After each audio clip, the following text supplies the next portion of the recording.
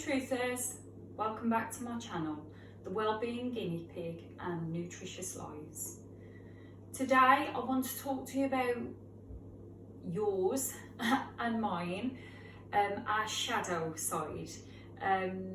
It's something that I toyed with doing this video because it's a difficult one, because it's admitting that, and we always want to put over the best sides of ourselves. Like, it's human nature. We want people to think nice things, and not that I'm really, as a person, I'm really not that bothered about what other people think I'm doing. I just, that is where I've got to in life now. However, I would prefer people to think that, oh, isn't Jen nice? Isn't she a sweet person or a lovely person? And, you know, she's so thoughtful. You know, all these lovely things that you want people to think of you. And yet we've all got a shadow side. And going through this anxiety that I'm, you know, currently going through, I'm realising the way that we hide our shadow side and we reject it, and the way we communicate with ourselves when the shadow side comes up. And with anxiety, everything is highlighted to you tenfold, and so your response to things, that's heightened tenfold too. So if I can explain about the shadow side. So my shadow side came about from when I was younger. I went through sexual abuse and I became a very angry child. I turned into a tomboy, into a boy, and all I wanted to do was fight. I was an angry little girl, even though I looked like a little boy. And that has been ingrained into me going forward, that, you know, I've got this anger on the subconscious level, and even though I actively work to be the best version of me, to be loving, to be giving, to be well, you know, that is who I am, but to be kind, be considerate, be thoughtful, be emotionally in tuned.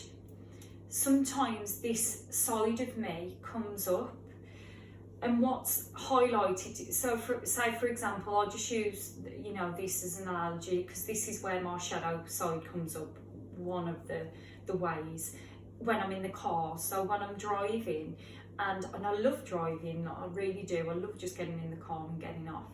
However, other drivers make me sometimes see a red mist, and that person that comes up that I feel like I have no control over, I really have highlighted, and it's highlighted to me, the conversations you have with yourself when your shadow side comes up. It's total rejection, it's total like disgust for me responding that way. But when you're going through anxiety, it really doesn't help, because the shadow side is there, and it all comes from your conditioning and what's gone on in the past. However, to beat yourself up in those moments because of that, while you go through this process of healing, it really doesn't help.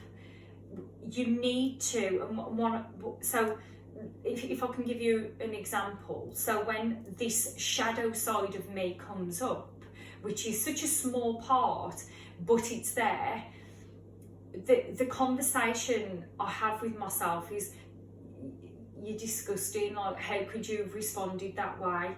And if you can imagine, while you're dealing with so much with the anxiety, by having that level of disgust within yourself, it really doesn't help the healing process. And a lot of the time, I think when my nerves are fine and I'm not going through this, you almost okay your shadow side. You allow it to be there. And whether that's a good thing, I don't know, because we can work on this programming. But what I mean is we sort of say to ourselves, well, that was called for, I should have reacted that way. But when you're going through anxiety, it really magnifies everything, and it makes you feel so much worse. So what I'm trying to do is integrate this shadow side into myself, where I use it in more of a positive way. So going back to yesterday's video, when I talked about not wanting to be a boss bitch, when I concluded that I want to be able to integrate this shadow side of myself into pushing myself with business.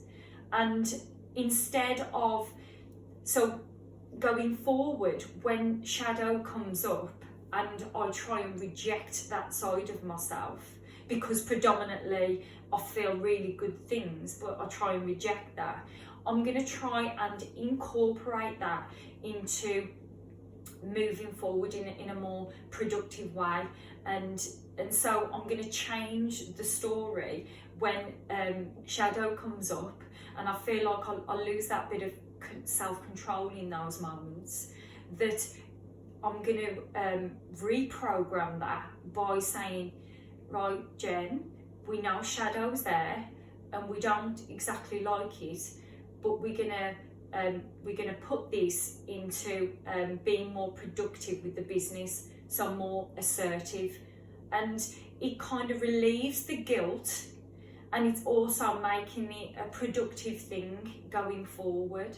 So the point of this video today is to highlight that we've all got this shadow side of ourselves that we try and reject, and we have to, instead of rejecting and saying not very nice things about our shadow self, we need to embrace it and know that it's there, but try and turn it into a positive as much as we can.